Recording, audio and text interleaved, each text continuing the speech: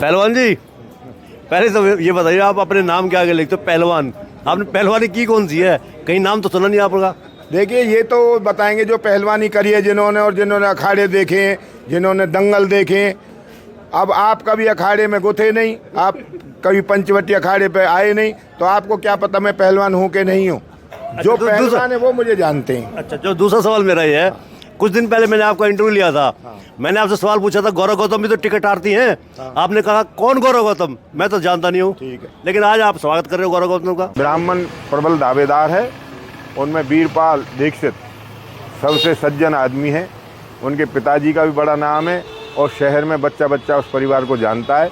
तो अगर ब्राह्मण को मिले तो मैं तो कहूँगा वीरपाल को मिले, जो बेदाग छवि का आदमी है और कोई आरोप नहीं है। और नहीं, औरों पे आरोप बहुत हैं। गौरव गौतम भी ब्राह्मण है। देखो जी, मैं उसको नहीं जानता कहाँ का है, क्या है, कैसे है, परंतु मैं वीरपाल दीक्षित को जानता हूँ।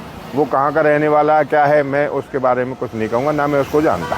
सुनिए, देखिए, ये लड़का दिल्ली रहता था, पढ़ाई लिखाई करता था। और जानने की बात यह है, जब तक आदमी संपर्क में नहीं आए, जब तक कैसे पहचान होगी। करण दलाल ने जब इलेक्शन लड़ा तो वो गांव गांव गया। वानकी जाठों में ऐसी भाषा बोलते, भैया कौन को है? वानकी जी, मैं सामलिया केठवारिया को छोड़ा हूँ। अच्छा हुआ सामलिया को, तेजी के भैया को, तो दलाल को जान गए। फिर दीपक मंगला ने इलेक्शन लड़ा, वो गांव गांव गया। वानकी, भैया लाला जी है तू? हाँ। कौन का है? वानकी, मैं बेद हलवाई कहूँ, जाकी बर्फ़ी बहुत नामी है, जाकी शहर में बर्फ़ी बहुत अच्छी बिकती है। मैं, अच्छा भैया हम भी खाए खाएँ कई बेर, रबड़ी भी बहुत बढ़िया है। गौरव गौतम सरदारी के साथ हमारे मोहल्ले के ठाकुर ब्राह्मण सबको लेके आया और मेरे पैर लेके नमस्ते करी। तो मैंने कहा, भाई कौन है? वानकी जी, मैं गौरव गौतम। मैंने कहा, भैया मैं ना जानूँ। जब भी मैंने यही कहा तो सरदारी जो साथ थी उसने कही, तू ना जाने आए पर हम बतावें तो जाए। यूँ तेरे साथ हरिप्रकाश गौतम पढ़ता था कोई? मैंने कहा, चिरावटे वाला पढ़ता था, युवाई को छोड़ा है। मैंने तो भर के कौली भर ली उसकी। अरे तू तो मेरा ही बेटा है, मैंने पहले ना बताई मैं हरिप्रकाश को, और अब मेरी बड़ी जिम्मेदारी है। हरिप्रकाश का लड़का तो मेरा लड़का है, वो रहा नहीं मेरा दोस्त, तो अब मैं जान गया इसे। लेकिन उससे पहले आप गौरव गौतम से मिले थे, आप अपने केस के सिलसिले में मिले थे, कोई कहीं फंस गए थे आप? नहीं, मैं कभी नहीं मिला किसी से।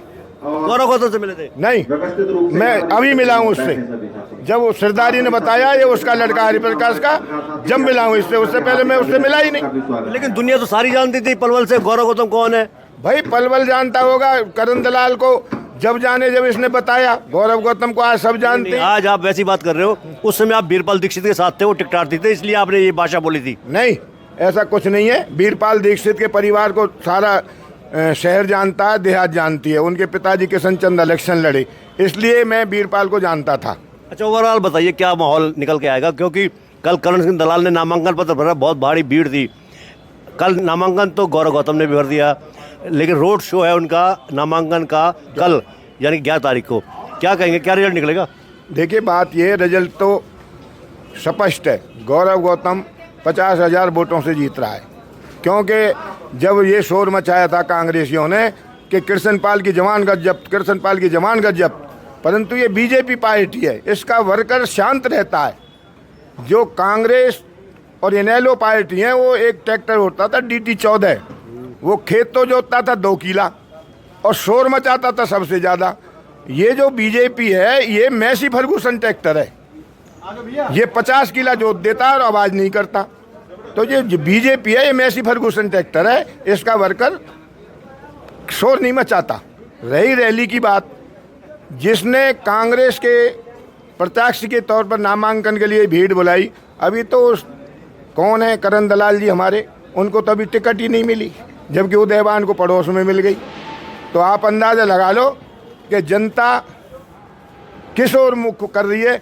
जिन आदमी को अभी तक टिकट नहीं दी कांग्रेस ने, तो आप उसको मुकाबले में कैसे मान सकते? नगर परिषद का चुनाव लड़े थे आप पवन भड़ाना के सामने, करण सिंह दलाल साहब ने मदद मांगी थी, उन्होंने दी भी थी आपको। देखिए, करण दलाल ने फ़ोन किया कि मैं तेरी मदद करना चाहता हूँ। मैंने कहा कि भाई आप अपने जाट समाज से कहीं 4 जगह मेरे बच्चे का स्वागत करा दो। ना अंदर खाने देंगे।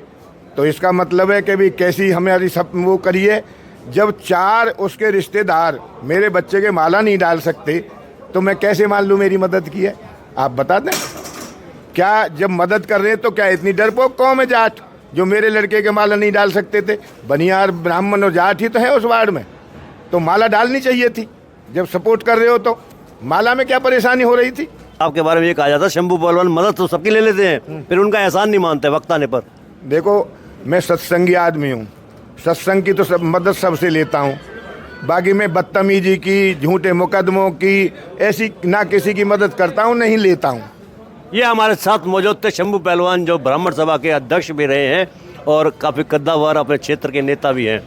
साफ साफ कहते हैं, हर जो कहते हैं खरा खरा कहते हैं। कुछ दिन पहले इन्होंने कहा था गौरव गौतम कौन है मैं नहीं जानता। आज हमने उसी संदर्भ में इनसे सवाल किया, क्योंकि आज गौरव गौतम का ही स्वागत कर रहे हैं।